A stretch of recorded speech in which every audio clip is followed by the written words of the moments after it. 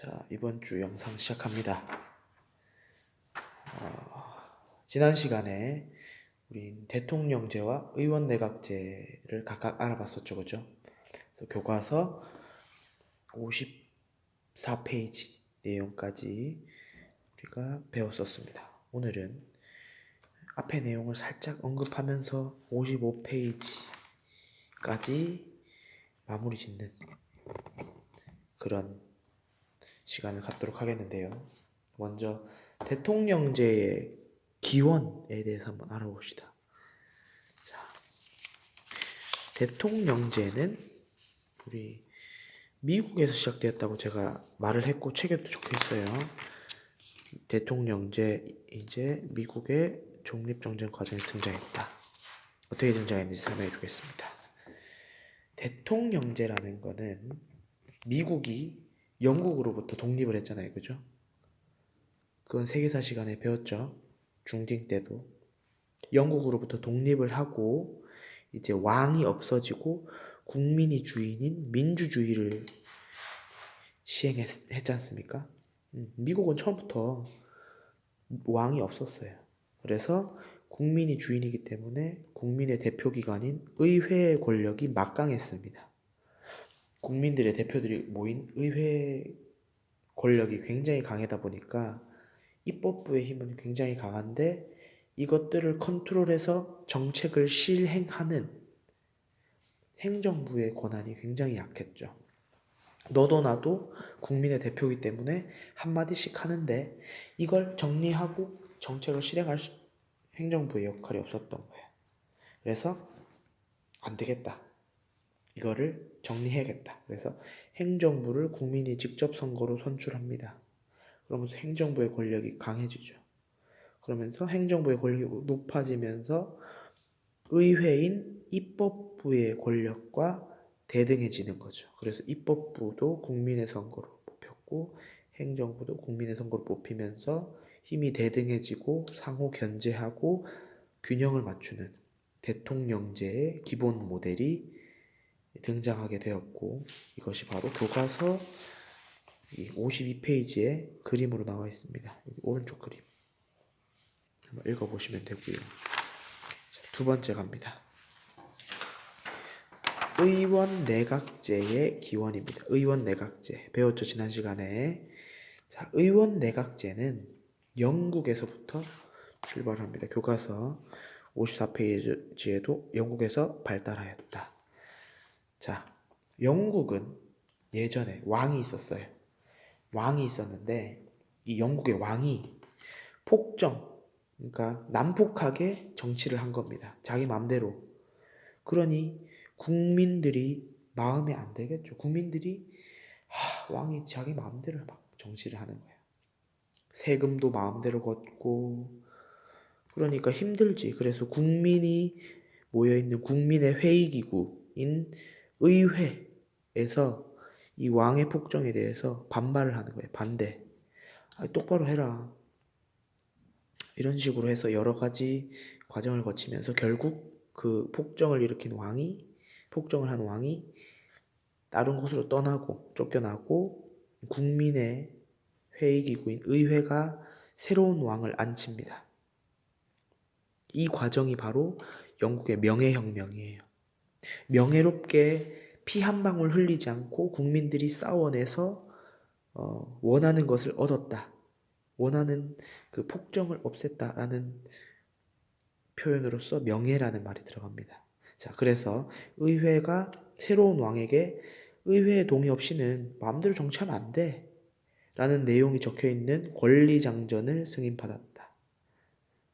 새로운 왕은 권리장전을 승인했다는 거죠. 이 권리장전 우리 예전에 배웠었죠, 그죠? 그래서 왕의 권한은 축소되고 의회의 권한이 아주 올라가는 의회가 바로 입법부죠. 그래서 왕은 국가 원수인데 국가 원수의 힘은 아주 약하고 입법부의 힘은 굉장히 높아져서 나중에 행정부를 구성할 수 있는 그런 모습까지 등장하는 게 바로 의원내각제의 기원이고 그 그림이 52페이지 왼쪽 그림에 나와 있습니다. 자, 그래서 기원까지 알아봤고요. 그 다음엔 우리가 배웠던 내용들을 하기 앞서서 54페이지 탐구활동에 보시면은 헝의회라는 게 있습니다. 헝이라는 게 영어 표현으로 대롱대롱 위태롭게 매달려 있는 그런 표현을 말할 때 헝이라고 한대요. 헝의회라는 건 의회라는 게 굉장히 위태로운 상황을 표현한 아주 부정적인 시각에서 바라본 표현이죠.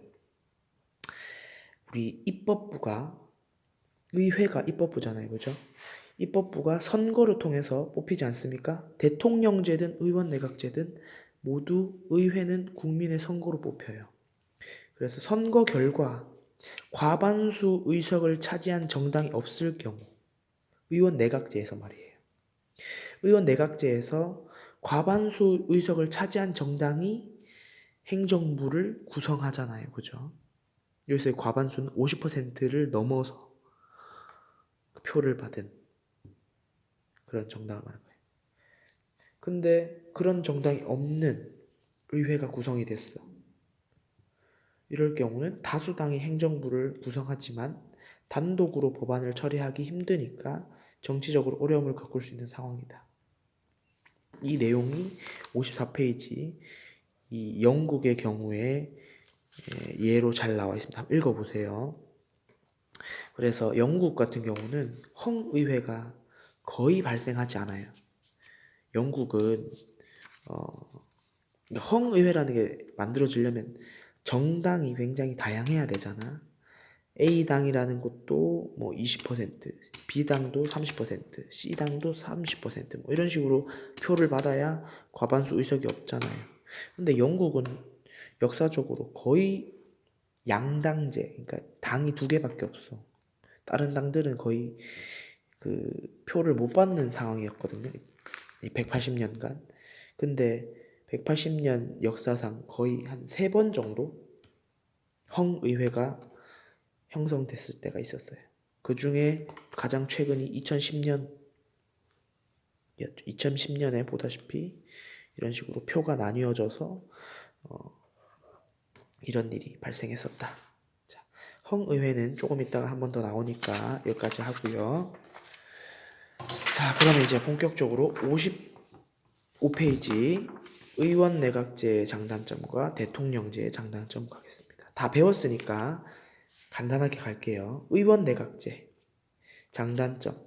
의회에게 내각이 정책 협조를 하기 용이함.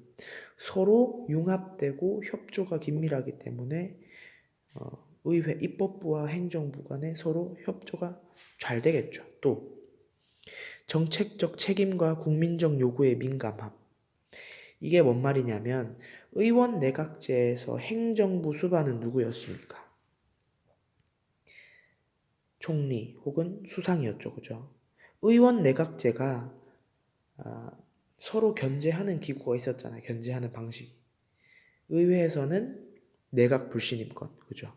의회가 내각이 제대로 못해. 그러면 너네 못 믿어. 라고 이 내각 불신임권을 행사하면은 내각은 두 가지 선택권이 있어요.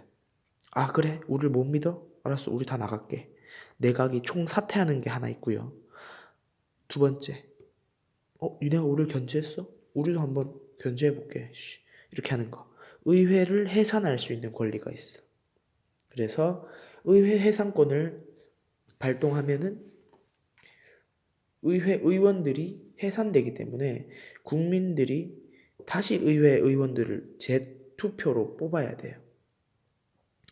근데 여기서 국민들이 재선거를 통해서 역시나 똑같은 의회 의원들을 뽑는 경우 결국 의회 구성원의 별 다른 변화가 없을 경우는 총리가 잘못했다라고 국민들이 인정을 하는 거죠. 그죠? 총리가 제대로 안 됐다. 의회 의원들은 그대로 놔둬라 라는 게 국민들의 여론인 거니까 그때는 총리가 힘을 잃고 사퇴를 하는 겁니다.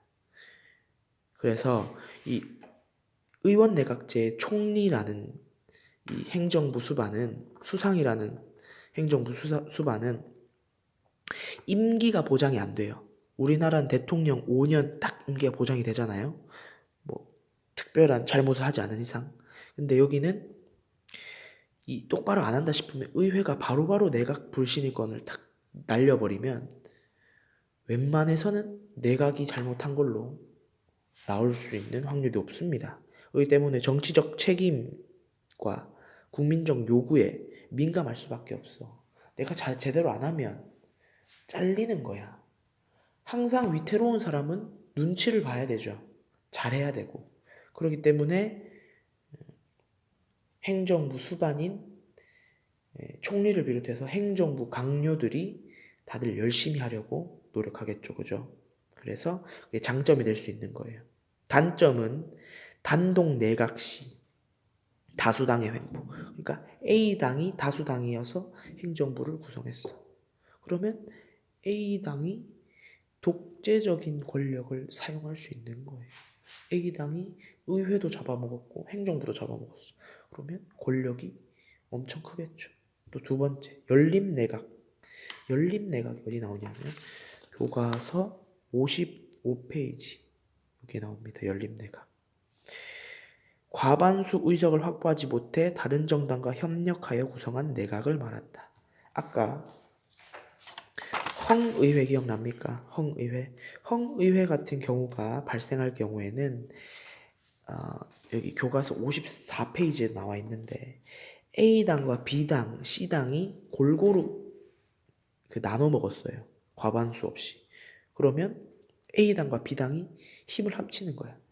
정당을 합쳐버리는 거예요. 그러면 그런 식으로 내각을 형성하는 걸 열림내각이라고 하면 열림, 힘을 합친다고. 같이 선다는 거죠. 그래서 열림내각식으로 다양한 정당, 작은 정당들이 행정부를 구성하면은 작은 군소정당, 작은 정당들이 서로 막 자기 살 길을 앞다투어 주장하기 때문에 나라의 정치 현황이 굉장히 불안하다는 거예요. 정국이 불안하다. 그 다음 대통령제의 장단점 갑니다. 대통령제의 장단점. 장점은 대통령 임기 동안에는 전국이 안정돼 있다. 의원 내각제는 이 총리나 수상이 바뀔 때마다 조금씩 바뀌고 총리란 사람이 임기가 안정돼 있지 못하기 때문에 불안정할 수 있지만 대통령제는 임기가 보장되어 있죠. 그래서 나라가 안정될 수 있다는 거. 두 번째, 국회 다수파의 횡포가 방지된다. 아까 의원 내각제에서 다수당이 행정부를 구성하기 때문에 결국 행정부도 먹고 입법부도 먹고 나라의 권력을 다 잡아먹을 수 있는 거예요. 다수당이 마음만 먹으면. 근데 대통령제에서는 행정부와 입법부가 엄격하게 분리되어 있고 서로 상호 견제하는 관계죠. 그러니 대통령이 국회를 견제할 수 있고 서로 감시할 수 있는 거예요. 그래서 횡포를 방지할 수 있다. 국회 다수파의 횡포를 방지할 수 있다. 단점으로는 대통령은 뽑힘과 동시에 큰 잘못을 하지 않는 이상 임기를 마치고 끝납니다. 그렇기 때문에 정치적 책임에 민감하지 않아요. 그냥 적당히만 해도 돼. 열심히 하지 않으려고 할 수도 있겠죠. 강력한 대통령의 권한으로 독재 정치가 우려된다. 대통령의 권한이 강하면 독재 정치가 될 수 있겠죠. 의회와 정부가 대립할 때 조정이 곤란하다. 의회, 그러니까 입법부와 행정부가 엄격하게 분리되어 있기 때문에 서로 사이가 좋지 않으면 정책을 결정하고 법을 만드는데 계속 마찰이 일어나는 거예요. 의원 내각제는 서로 협조적이니까 그런 일은 덜 하겠죠. 그래서 대통령제의 단점이 이런 것이 있다라는 거. 그래서 오늘은 55페이지까지 15분 안에 끝이 났습니다. 자, 여기까지.